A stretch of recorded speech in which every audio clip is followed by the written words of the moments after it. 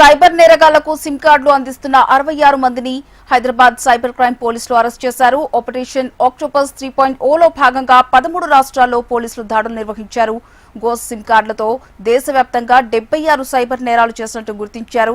18 బృందాలతో 7 రోజుల పాటు ఈ ఆపరేషన్ కొనసాగించారు. మొత్తం 1194 గోస్ట్ సిమ్ కార్డులను గుర్తించి వాటిలో 544 స్వాధీనం చేసుకున్నారు. ఈ వివరాలు సిపి సత్యనారాయణ వెల్లడించారు.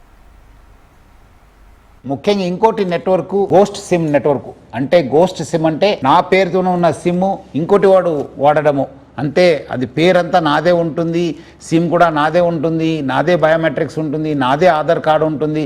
బట్ అది యూజ్ చేసేవాళ్ళు వేరే వాళ్ళు. అది ఒక గోస్ట్ సిమ్ నెట్వర్క్.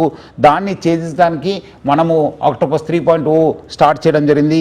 సో దాదాపు 10 రోజు ఆల్మోస్ట్ 13 స్టేట్స్లో మనము ఈ ఒక ఆపరేషన్ చేపట్టాను. సో దాదాపు 66 మందిని మనము అరెస్ట్ చేయడం జరిగింది. Hundreds of crores of cheating వీళ్ళందరూ కూడా పాల్గొన్నారు. దాంట్లో మనము ఐడెంటిఫై చేసింది 44 మంది గోస్ట్ సిమ్ హోల్డర్స్. అంటే పేరేమో వేరే వాళ్ళు, వాడేవాళ్ళు వేరే వాళ్ళు. సో వీళ్ళందరూ కూడా మనము అరెస్ట్ చేయడం జరిగింది.